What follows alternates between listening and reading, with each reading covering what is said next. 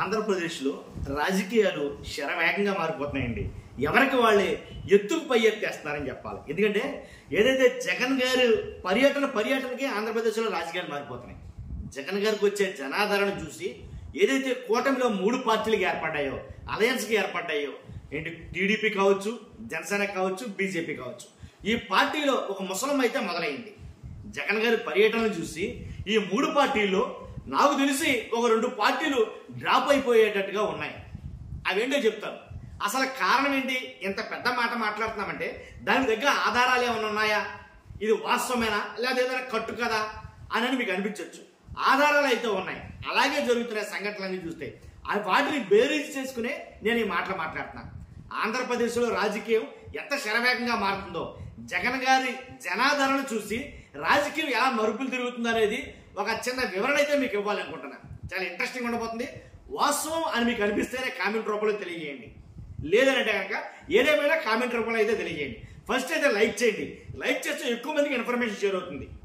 అంతేకాదు కొత్తగా మన ఛానల్ ఇస్తే పక్కాగా సబ్స్క్రైబ్ చేయండి. మీ అమూల్యమైన అభిప్రాయాన్ని కామెంట్ రూపంలో చేయండి. ఫస్ట్ అయితే లైక్ చేయండి, నాకు మోటివేషన్గా ఉంటుంది. లైక్ చేయండి, మీ వాయిస్ అని చెప్తాను. జగన్ గారికి వస్తున్న జనాదరణ ఏదైతే రీసెంట్గా నర్సీపట్నం మెడికల్ కాలేజ్ దగ్గరికి ఆయన వెళ్ళాడో, జనాన్ని ఆపటానికి ఎన్ని తంటాలు పడినా సరే ఎంతమంది జనం వచ్చారో మీరు అందరూ చూశారు. దాని గురించి ప్రత్యేకించి చెప్పవసరం.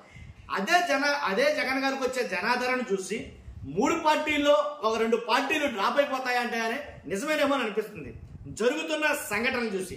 మొదటిగా బీజేపీని చూసుకుంటే కనుక, బీజేపీ అయితే కనుక ఫస్ట్ నుంచి అనుమానమే. ఈ కూటమిలో ఉన్నదన్న మాటే కానీ కౌగిలించుకునే మాటకు వస్తే మాత్రం పైకి కౌగిలించడం మామూలే, లోపల మాత్రం ఎవరి భయం పడుతుంది. అందులో ఫస్ట్ బీజేపీ ఎలా అంటే, కూటమి ఏదైతే మేనిఫెస్టో ప్రిపేర్ చేసిందో ఆ మేనిఫెస్టోలో బీజేపీ మోదీ గారి ఫోటో కూడా వేస్తామంటే వద్దు అని చెప్పింది. దాంట్లో ఎలాంటి మొహమాటం లేదు. కానీ బీజేపీ ఫోటో లేకుండానే కూటమి మేనిఫెస్టో రిలీజ్ చేశారు. అక్కడ మొదలైంది వీళ్ళకి డౌట్. కూటమి పార్టీ మీదే డౌట్ మొదలైంది. ఆ డౌట్ అలా కొనసాగుతూనే వస్తుంది. జగన్ గారి జోలికి వెళ్ళొద్దు ఫస్ట్ ఇన్స్ట్రక్షన్ బీజేపీ నాయకులకి. జగన్ గారిని పెద్దగా మీరు టార్గెట్ చేయొద్దు సెకండ్ ఇన్స్ట్రక్షన్ బీజేపీ నాయకులకి. ఎందుకు రానంటే కనుక చెప్పలేము. చంద్రబాబు నాయుడు గారి గురించి ఆల్రెడీ అవకాశం పట్టినటువంటి నాయకుడు మోదీ గారు. కాబట్టి ఆంధ్రప్రదేశ్ రాజకీయాలు ఏంటో క్షుణ్ణంగా తెలిసినటువంటి వాడు. జనం ఎవరి వైపు ఉంటారు అనేది చాలా క్లియర్ కట్గా తెలిసినటువంటి నాయకుడు మోదీ గారు. కాబట్టి ఆయనకంటూ ఒక స్ట్రాటజీ ఉంది, బీజేపీ కంటూ ఒక స్ట్రాటజీ ఉంది ఆంధ్రప్రదేశ్లో. కాబట్టి ఆ రకంగా ఫాలో అయిపోండి. కట్టి కర్ర ఎరగకూడదు, పాము చావకూడదు అనే ఫార్ములాను అప్లై చేసి బీజేపీ ఆంధ్రప్రదేశ్లో ఎడరికెళ్తుంది. కాబట్టి ఇంకోటి ఏంటంటే, రీసెంట్గా జనసేన చూసుకుంటే క్యాబినెట్ మీటింగ్ జరిగింది. Just 1 or 2 days back cabinet meeting జరిగితే ఆ క్యాబినెట్ మీటింగ్ లో పవన్ కళ్యాణ్ గారు చాలా అసహనం వ్యక్తం చేశారట. మీకు తెలుసా విషయం? చాలా వరకు ఆయన సీరియస్ గానే మాట్లాడినట్టు, ఆయనకు ఆ క్యాబినెట్ మీటింగ్ లో చాలా అంశాలు నచ్చనట్టు చాలా మటుకు బయట అయితే వార్తలు వస్తున్నాయి. ఎందుకురా ఇప్పుడు దాకా చాలా సఖ్యతగా ఉన్నారంటే కానీ సఖ్యతగా ఏమి లేరు. అర్థమైనా? సఖ్యతగా లేరు. పైకే కౌగులించుకోవడం, లోపల చాలా అయితే కనుక కత్తులు ఉన్నాయి అనే చెప్పాలి. ఎందుకని అంటే అవసరం వాళ్ళకి, అది అవసరం. జనసేనకి ఇది అవసరం. ఏంటంటే కనుక వాళ్ళ అధికారంలో రావడం అవసరం. టీడీపీకి వాళ్ళ పంచన చేరి ఏదో రకంగా మనం కూడా అధికారంలో పాలిభాగస్తులు కావాలనుకోవడం జనసేనకి అవసరం. ఒక అవసరం అనే మ్యూచువల్ అండర్స్టాండింగ్ తోటి ఈ పార్టీలు నడుస్తానని అంటాను. మీరు ఖచ్చితంగా చెప్పవచ్చు అవునా కాదనేది. ఎందుకనంటే క్యాబినెట్ మీటింగ్ లో ఏదైతే కొన్ని లూలు గ్రూప్ సంబంధించిన భూములు ఇవ్వడం కావచ్చు, వాటిపైన పవన్ కళ్యాణ్ గారికి ఆసక్తి లేకపోవడం కావచ్చు, మొన్న జరిగిన అసెంబ్లీ సమావేశాల్లో ఏదైతే పవన్ కళ్యాణ్కి జరిగిన అవమానం, అంటే అలా అన్నికి జరిగితే ఆయన జరిగినట్టు అనుకోండి, ఆయన పైన బయట ఎక్కడే చెప్పలా, ఆ అవమానం కావచ్చు. అంతేకాదు జనసేన ఎమ్మెల్యేలని కూటమి ఎమ్మెల్యేలు ఎంత టార్గెట్ చేస్తారని ఆల్రెడీ తెలిసినా సరే ఏమి అనలేని పరిస్థితుల్లో కూడదు ఏంటంటే కంటిన్యూ అవ్వాలి. 2 ఆప్షన్ లేదు. కాబట్టి అంతకు ఎదురు తిరిగితే మనుగడ లేదు.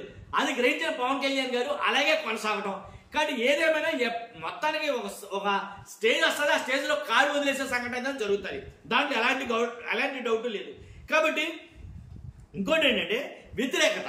ఏదైతే కూటమి పార్టీలో ఉండే చాలా మంది ఎమ్మెల్యేల పైన, మరి ముఖ్యంగా టీడీపీ ఎమ్మెల్యేల పైన చాలా వ్యతిరేకత అయితే ఉంది.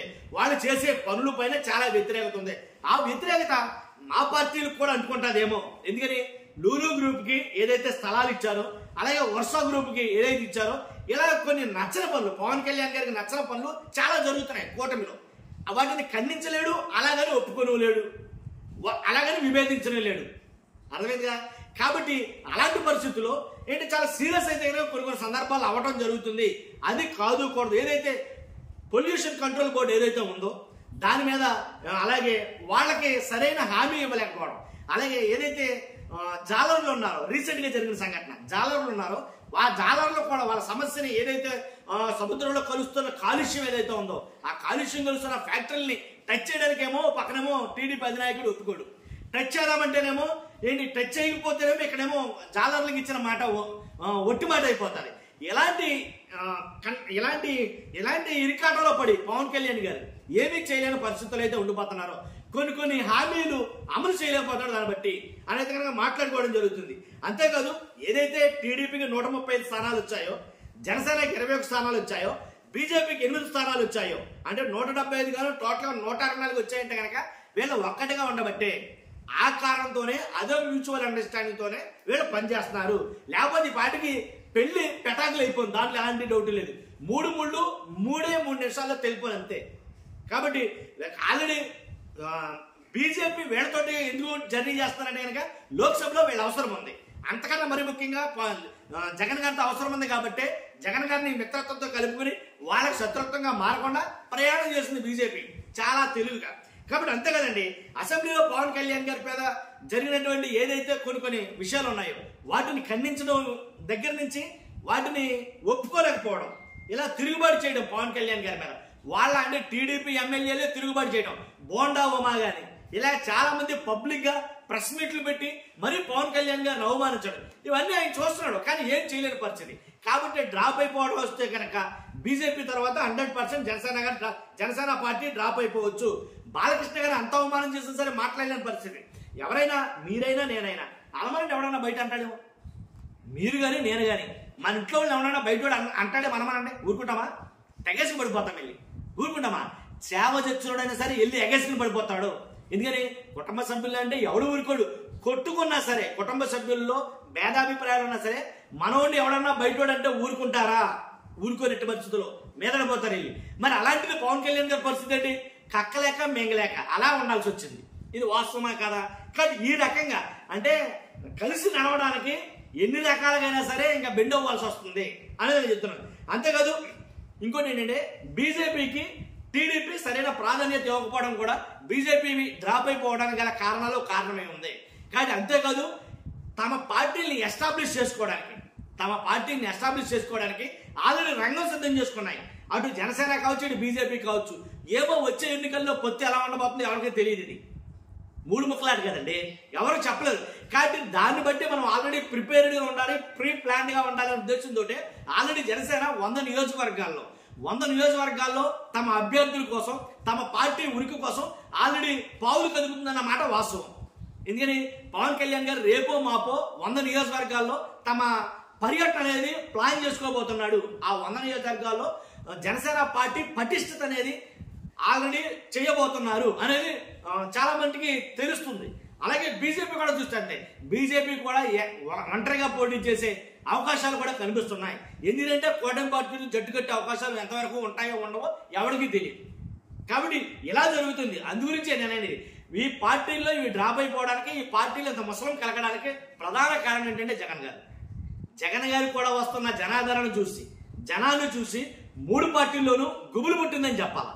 కాబట్టి ఖచ్చితంగా ఏదో ఒక పార్టీ అయితే డ్రాప్ అయిపోద్ది. నాకు తెలిసి దాంట్లో ఫస్ట్ అయితే కనుక బీజేపీ ఉంటుంది, దాంట్లో ఎలాంటి ఉండలేదు. ఈ జనసేన అంటారా గత్యంతరం లేకపోతే తప్పకో లేకపోతే ఏదో రకంగా కూడా కంటిన్యూ అవ్వాల్సి వస్తుంది. ప్రస్తుతం అయితే కనుక జనసేనలో కూడా చాలా హాట్ టాపిక్లు అయితే ఉన్నాయి. ఏమని కూటమిలో ఉండేటువంటి టీడీపీ అంటే పడకపోవడం, అలాగే చంద్రబాబు నాయుడు గారు తీసుకునే కొన్ని నిర్ణయాలు ససేమిగా పవన్ కళ్యాణ్ గారికి నచ్చకపోవడం. ఎవరు అవునన్నా కాదన్నా ఇది జగమెరిగిన సత్యం. పవన్ కళ్యాణ్ గారికి టీడీపీలో ఉన్న చంద్రబాబు నాయుడు గారు అధినాయకుడు గారు ఆయన తీసుకుంటున్న కొన్ని నిర్ణయాలు నచ్చడం లేదు, దాంట్లో ఎలాంటి డౌట్ లేదు. అలాంటివి కొన్ని ఉన్నాయి. ఏ అయితే కొన్ని సంస్థలకి స్థలాలు కేటాయించడంతో పాటు అలాగే కొన్ని విషయాలు, కొన్ని నిర్ణయాలు పవన్ కళ్యాణ్ దాకా కూడా రావట్లేదంట. ఆయన దాకా కూడా రాకుండా కొన్ని నిర్ణయాలు ఆల్రెడీ కంప్లీట్ అయిపోతున్నాయి. వాటన్నిటిని ఈయన దృష్టిలో ఉంచుకుని ఏంటి పరిస్థితి అనేది, కార్యాచరణ ఏంటనేది ఆలోచిస్తున్నాడని చాలా మంది మాట్లాడుకున్నారు. సీనియర్ నాయకులు అలాగే అనుభవ పొలిటీషియన్స్ చాలా మంది మాట్లాడతారు. కానీ ఇదంటే జరగబోతుంది ఆంధ్రప్రదేశ్లో.